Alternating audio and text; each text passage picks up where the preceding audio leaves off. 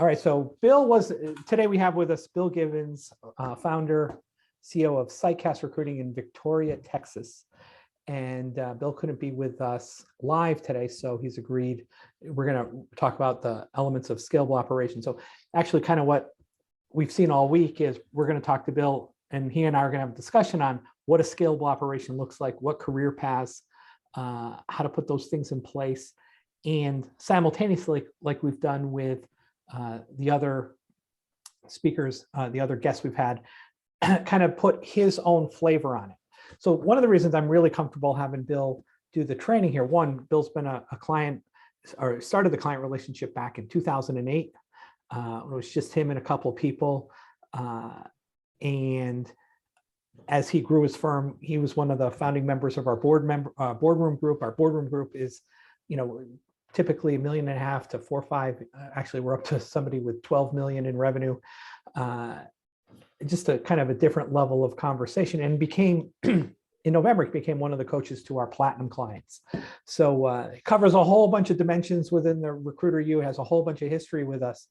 So even though Bill will be off the cuff, I'm pretty confident with what comes out of his mouth won't be in contrast to all the other things I've taught you this week. So welcome, Bill. I'm thrilled to have you. Well, thanks, Mike. Glad to be here. So we jump into scalable operations. So we just take it down in kind of in that niche. And one of the reasons I invited you, you've done some really neat creative things with your team. Because when we met, I think Elle was your wife and partner was still on the Elle was still on the phone. You guys were the generating 90% of the revenue. You had a few recruiters, and then you've evolved. You've taken yourself off a desk. You've put structure in your firm. You have more time to fish at your beach house. So I really want to kind of go through from a scalable operation. A lot of the people here are either solo operators. They've got a relatively small team. When you started doing this years ago, if you could kind of walk people kind of through what your thoughts were and what some of those steps were. Yeah, sure. So actually, we've built up the firm a couple of times. So let me explain how we did it the first time. This is not what I would recommend. It basically exhausted me. But my wife and I started the company in 2005. We actually opened the doors January of 2006, and we began hiring right away, which I love. I actually recommend that.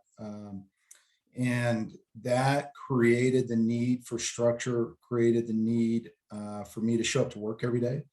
And luckily, my wife was a big biller.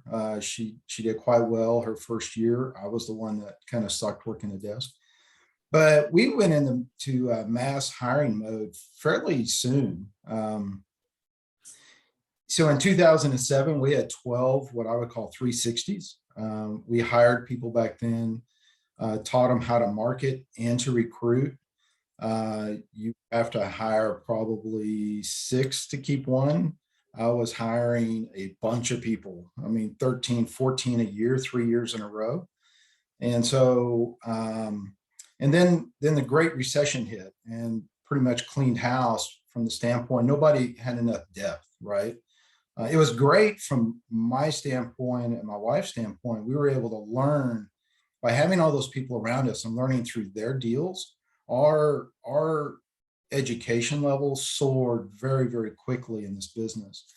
But we weren't able to really develop a lot of depth in our people because everybody was new and everybody was trying to do everything. And when the Great Recession hit, pretty much cleaned house, went down to, I think, 3 people from 12 to 3.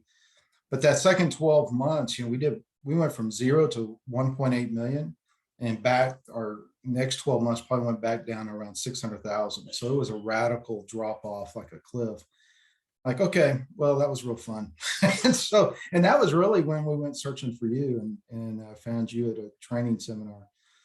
And from there, over the years, what we have determined, what works well for us, is we opened up a new position. We started this probably about 6 years ago. It's kind of hard to just make a switch, but About 6 years ago, we started bringing people in as a search assistant, what I would call as a recruiter, 100% only calling the candidate side of the business. They would work for what we would call a search consultant, who's a 360, doing both marketing account work as well as recruiting on their own deals. And we would convince them to allow us to bring in these search assistants to work job orders that they weren't working, right? We knew they weren't there. And mind you, through all this time, we're really a contingency search firm. So even today, 99% of our deals are contingency, but we've learned how to work them in our industries. And so fast forward, now we have the search assistant and the search consultant. Now we have business unit leaders, which are basically account execs that I've assigned responsibility of a business unit. In my case, those units are types of projects. We do engineering and we do construction. And so we may have the commercial construction group, the civil construction group, the engineering group, and each of those groups will have an assigned business unit leader once one grows to a point that they're ready to have a leadership role. So what that's allowed me is to offload a lot of the day-to-day in that unit, and also allow push the growth aspect of the company to them. Up till about 2 years ago, it was all on me. And I think one of the things, Mike, you always talk about is, the reason people don't really like to delegate is because, they can do it better than anybody else. And I had that real bad. And so I finally got real frustrated, and I just, you know what, I'm not going to do it. I'm just not going to do it. And I'm going to force myself to delegate. And it's just been absolutely liberating. And now I'm going, wow, this actually works. And so I've forced myself to get to that point, and it allows others to grow as well. And that's the big thing, because you're going to gain retention, allowing people to grow beyond just being a 360, which I think is great. In addition to that, we've about 3 or 4 years ago, really before the business unit leader decision, we took one of our SCs that had been with us probably about 7 years. He talked the talk, walked the walk, really good from that standpoint, good guy. And we gave him the opportunity to help with a lot of the onboarding. And so, but still at that time, though, I was responsible for hiring. So I'd go hire him, and then he and I together would help onboard. And from that, he just kept it gaining more and more and more responsibility. And he became our first business unit leader through that aspect. And now he's training my number 2 business unit leader. He's helping train him be a business unit leader because he's already kind of done it.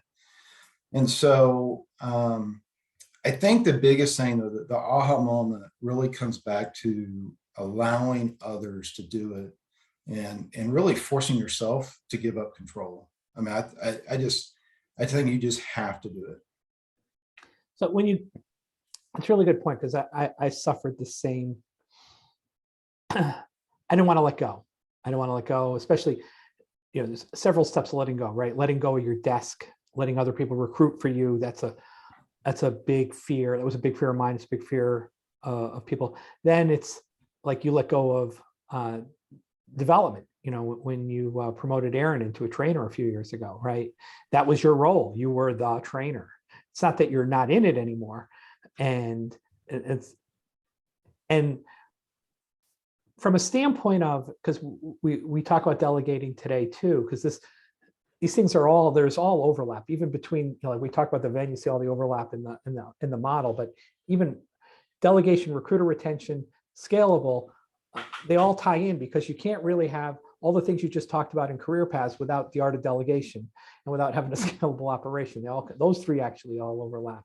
So when you delegate something, it's something big like training, or you delegate your desk, what are the parameters you put in place to ensure quality because when you let go, you want to make sure that they perform.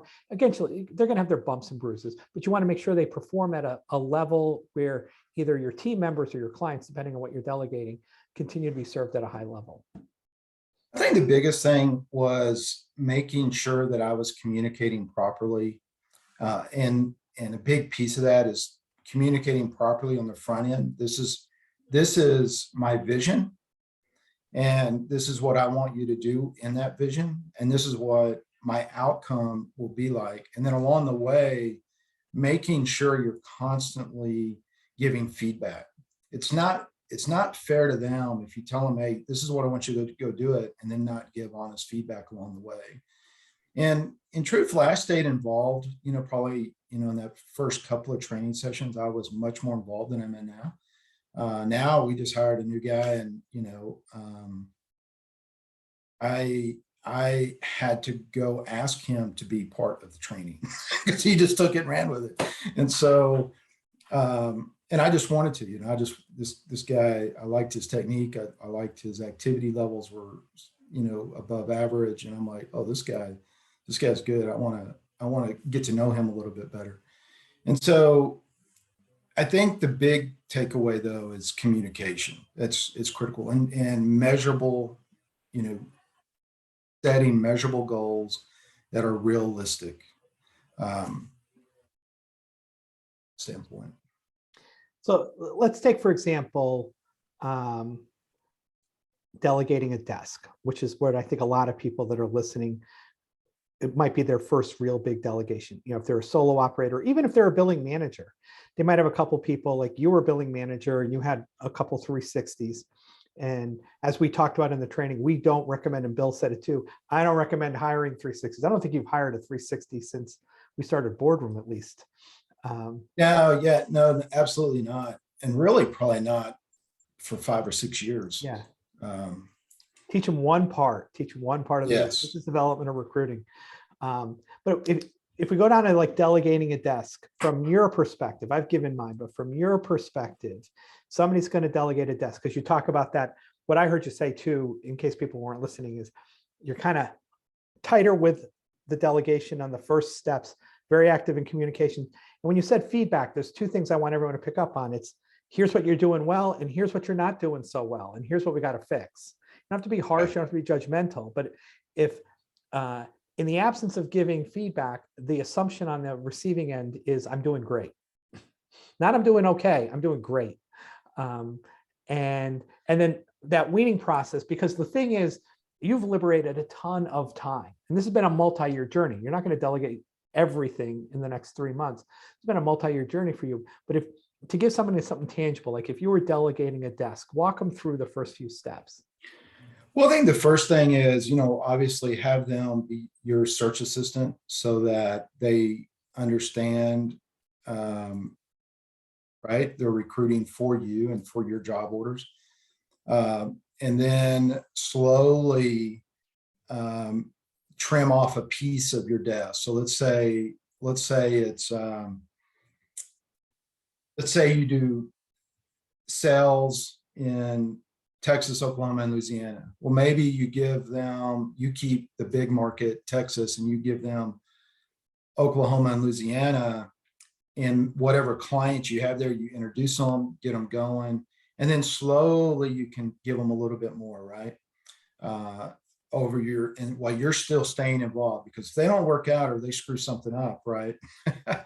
You got to stay close to your desk until you know that transition happened nicely, right?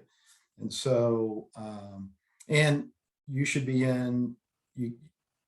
think the best way to do it is just any interview closings, as you go into closings, you be the second chair, and stay ahead of quality quality control for at least the first year, until you kind of ease out of that.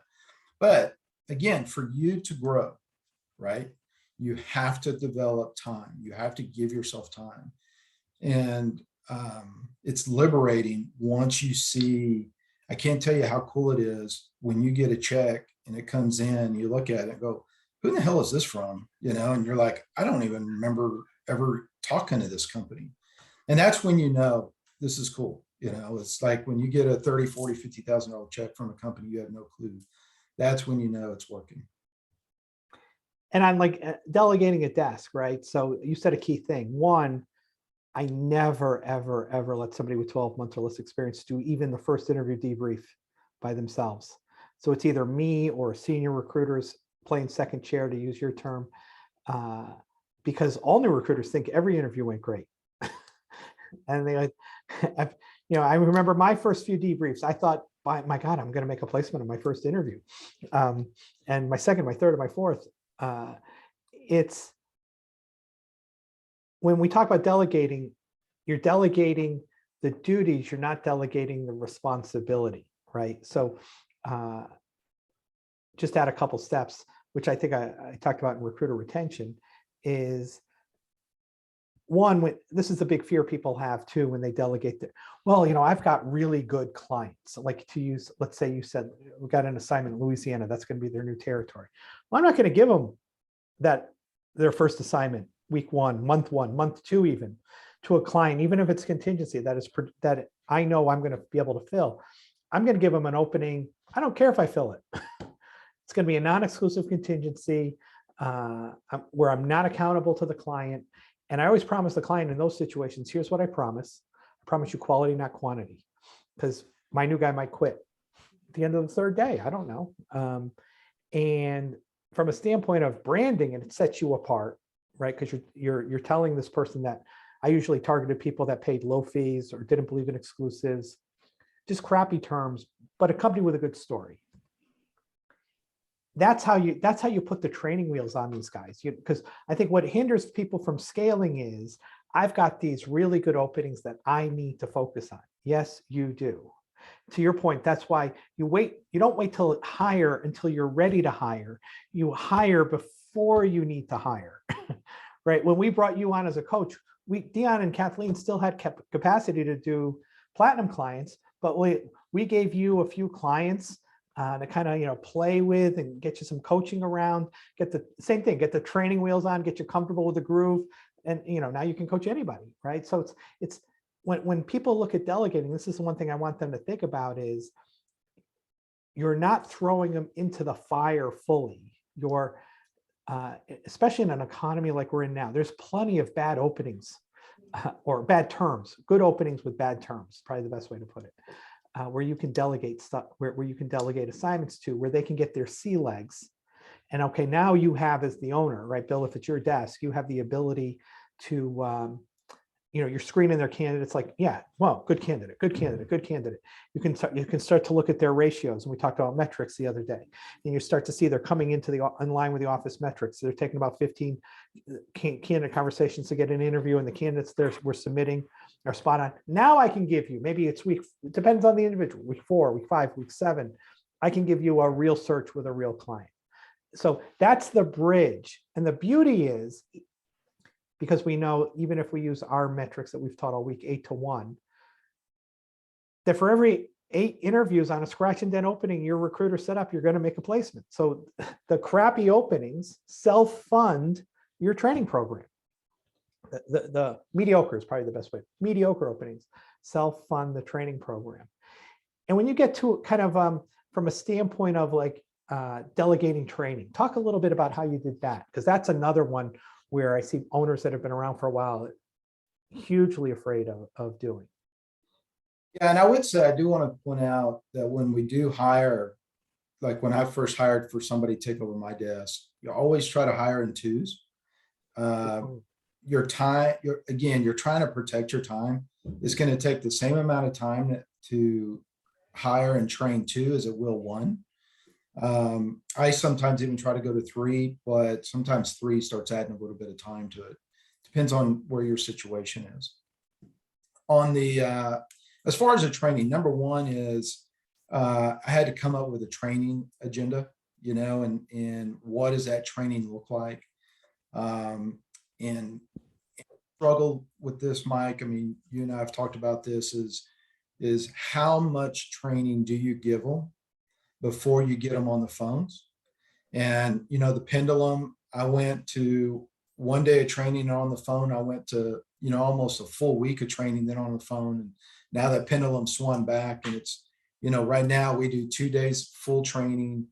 And then after that, we do about 2 to 3 hours a day training, and the rest of the time's on the phone. It's really very important to get them on the phone sooner, because a couple of reasons. Number one, you got to know whether or not they're going to be able to pick up the phone. If they can't pick up the phone, they can't stay.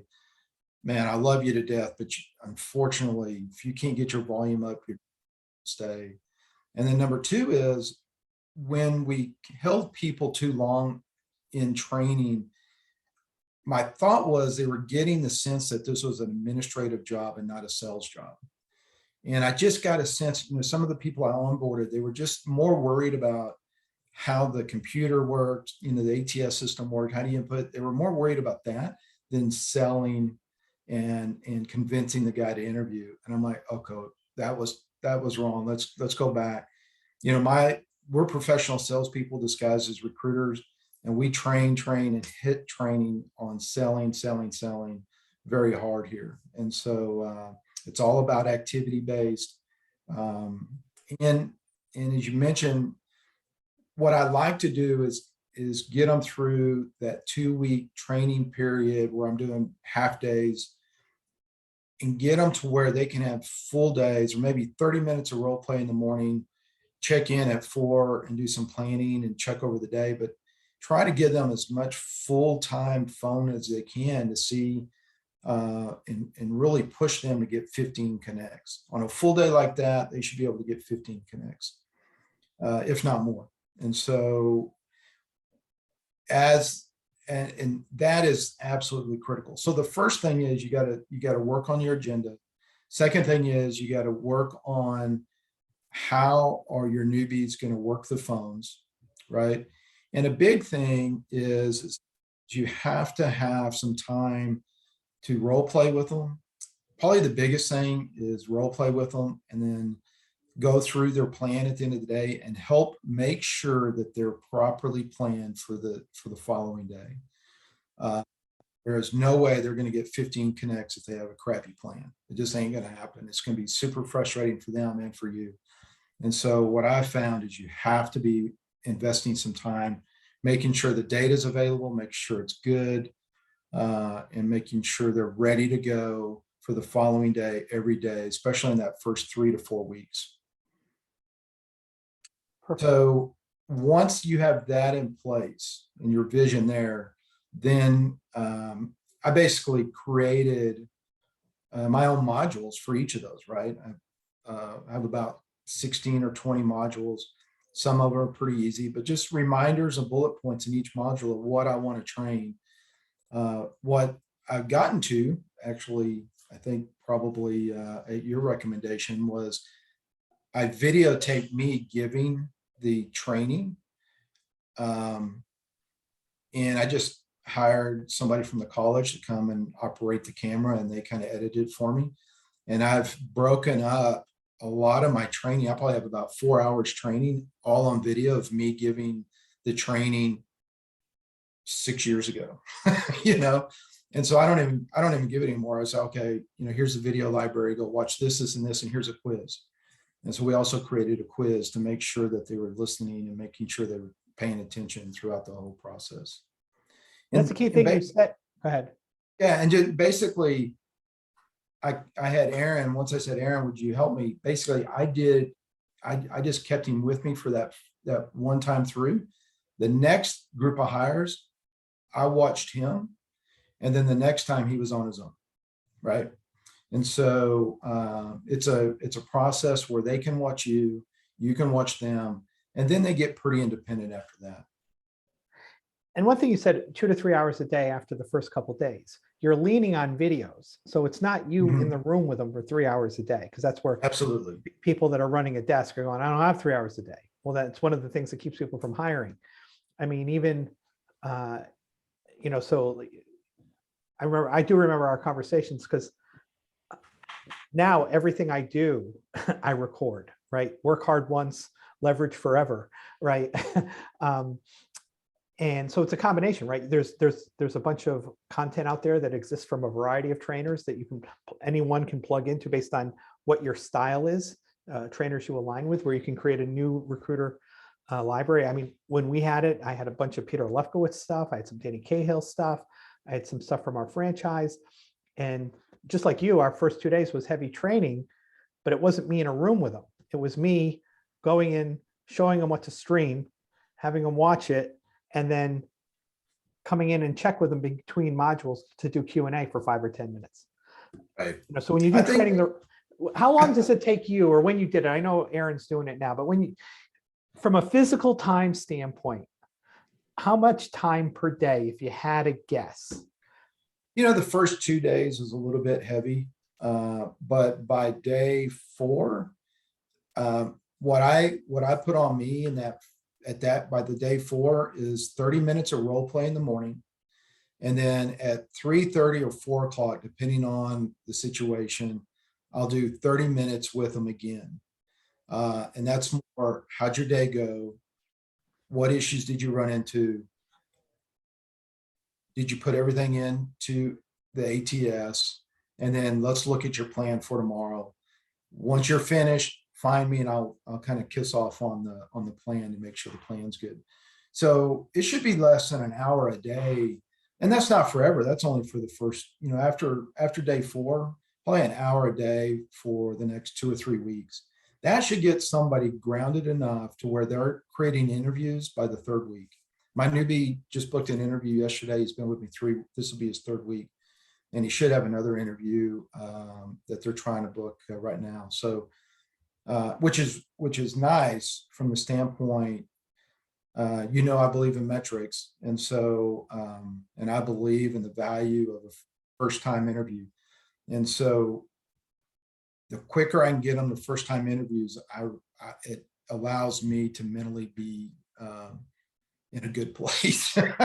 Right. So that Yeah. first interview, based on your metrics, somewhere around $3,000 for the interview, right? Plus or minus. Actually, yeah, ours is, we have a 5-to-1 send out to placement Oh. ratio. Our fees are 30,000. So it's actually $5,000. Is that right? Right. So that funds his first month. $6,000. Yeah. Funds his first month. Yep. And so, Now you never know which one's going to close, right? It could be the first 3 of 15, or it could be the last 4 of 20. That's the beauty of our business. But if we can like if I have a mission, whether someone's a client or not, if we can translate recruiters from talking about placements to talking about what they're doing to arrange interviews, the whole business changes. The whole business changes. Because as soon as you said arrange their first interview, my first thought was pay for their first month. Pay for their first month. And yeah, you know, and 1 out of 5 will close. I mean, that is what it is. And for rookies, maybe 1 out of 7 because they don't close. They're not closing the candidate quite as hard, but there may be some, you know, those red flags in the background they should have asked about, but still it's pretty tight.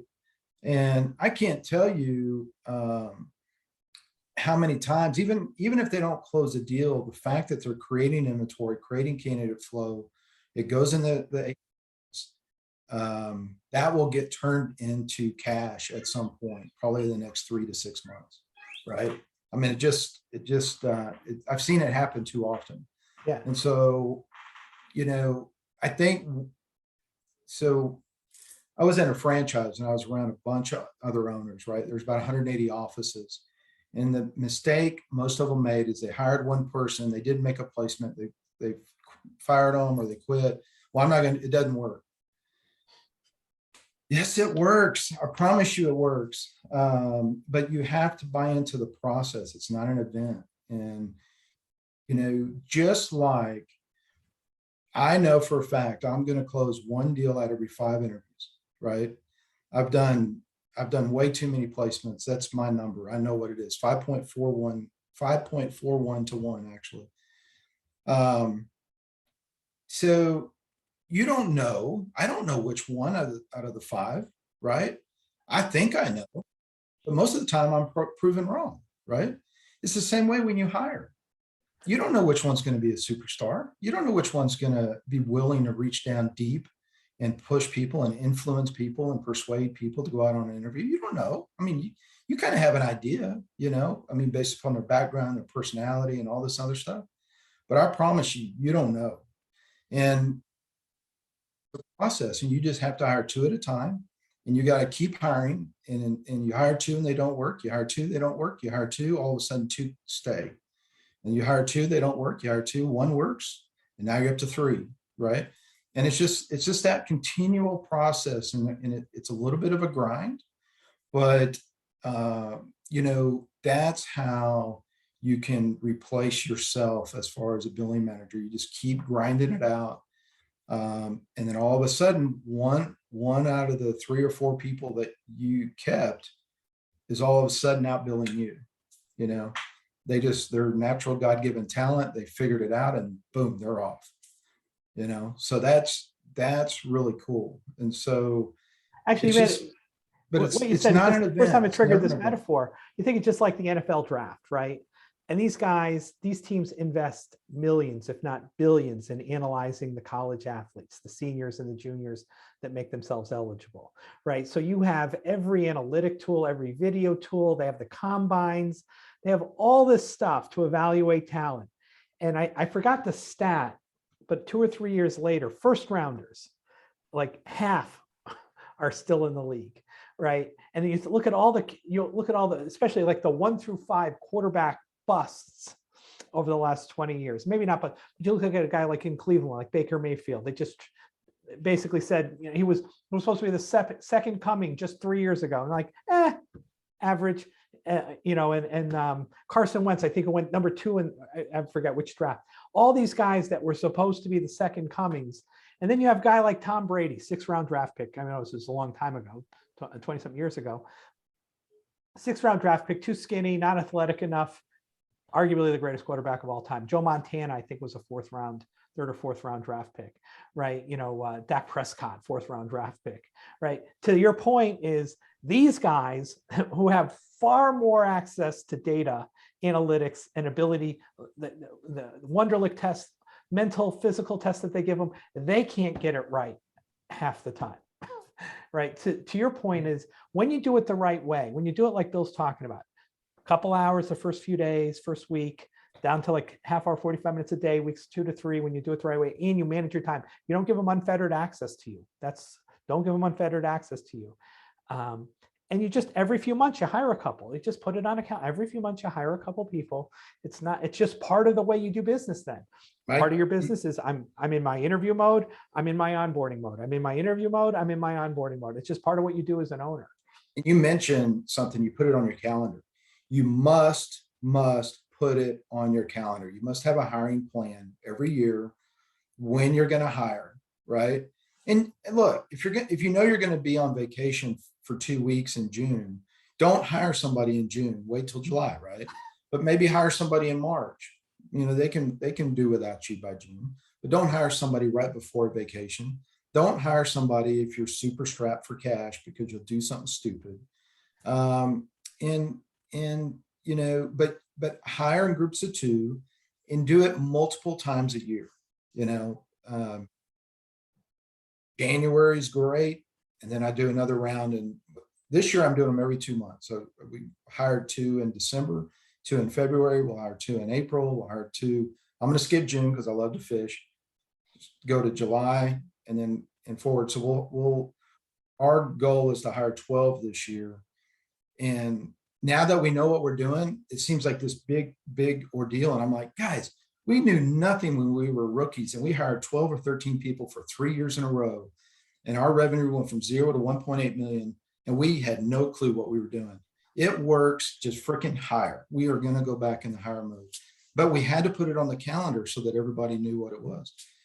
And so again, obviously, if you know you're going to have somebody start in April, then you need to back up 6 weeks to start recruiting, right? And so I think a good point in there too is you combine it with your lifestyle. Because when I was doing, I remember I had a coach who was really irritated with me because my last hire was May until I had started interviewing again in August, but the next hire after May was September. Right. It was calendared, but I wanted the guy or gals that I hired in May, because I probably also hired in March. I was doing it like you every 2 months. I wanted them up and running so that by when I went away in July, they knew they had their metrics down, they had their presentations down, there were senior people they could feed off of a little bit, they were supporting other people, or they were supporting my desk when I was on vacation.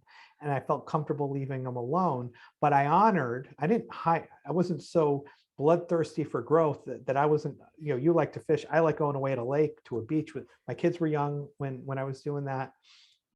And I never called or checked in when I was away on vacation, even with new people in the office. So when you create a hiring calendar, Bill makes a really, really good point. You tie, if you're a skier, then you're going to maybe be lighter in January and February, right? Whatever it is, you want to tie the calendar in with your lifestyle goals. Absolutely.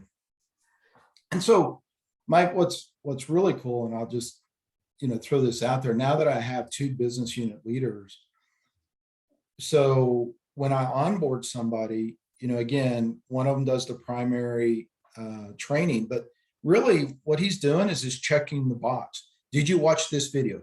Did you watch this video? So it's really down to very little time.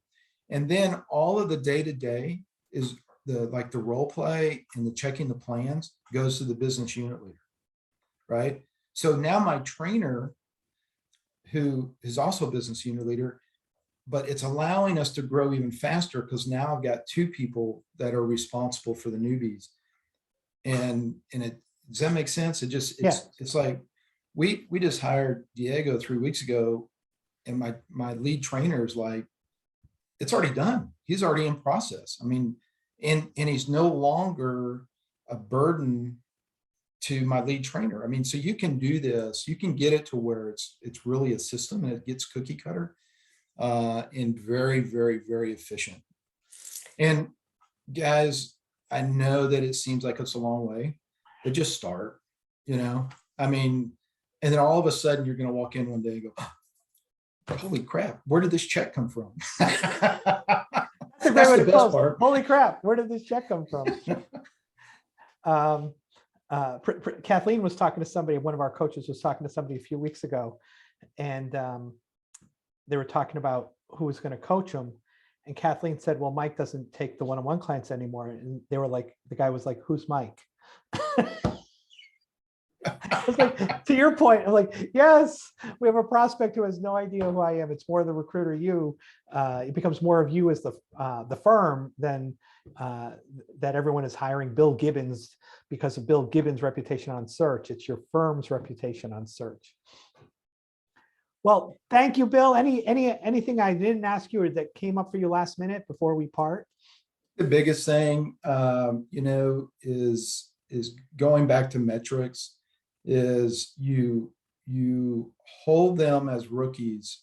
You treat them all the same. They're all rookies. They have no clue what they're doing, and you name and you hold them to high standards, especially those first 2 months. It's just absolutely critical, and you cannot allow them to give you a bunch of drama about candidates or deals or whatever. Data's the data. It's nice and clean. Did you make your 15 connects or not? With time, then you can switch over to are they submitting 2 candidates a week or getting 2 to 4 submittals a week, depending on your desk. Yeah. If you're in sales, it may be a lot higher, but if you're in civil engineering or estimators, it's probably like 1 submittal a week and you're a hero. And so it really depends on the desk, but at some point you start tracking their production, but you never get away from tracking their numbers because the numbers will set you free. The only other thing I would add is just make sure that it's mandatory that they use the ATS. Every call, every name, every cell phone must go in the ATS. If they get a resume, it has to go in the ATS. I actually have it to where every email that comes in the house is duplicated, and one goes to my office manager. She sorts it at the end of the day. But for all of those with attachments and any resumes, she makes sure they go in the data. That's a great idea. Because they're going to miss it. That's your inventory. That is your goal. That's your deposit. All of those are deposits in your cash account or in your cash register. And if you'll do that, I can't tell you how many times we'll make a placement and I'll go, so where did we get this candidate? And it was a previous employee from last year that got the resume, but they didn't make it. And so, the database is absolutely critical that you manage that and make sure everything's trapped there. Truthfully, that's the only way for me to emotionally continue to hire, just hire, because you do know that, 3 out of 4 are not going to make it. I just, maybe 2 out of 3 won't make it, but you just have to know that. But it's a process. And if you just start the process, it's well worth it. Great way to finish. Bill, thanks so much for your insights. Enjoyed the dialogue on making the operation scalable. We touched on delegation, touched on recruiter roles. Again, like we talked about at the very beginning, in scalable operations, kind of everything overlaps because scalable operations means systems. Thanks so much. I wish I could have done it in person, but I'm actually meeting the full team for a day offsite. It was pre-scheduled. So no worries. Got to do it. Y'all enjoy and good luck growing and scaling your companies. Thanks, Bill.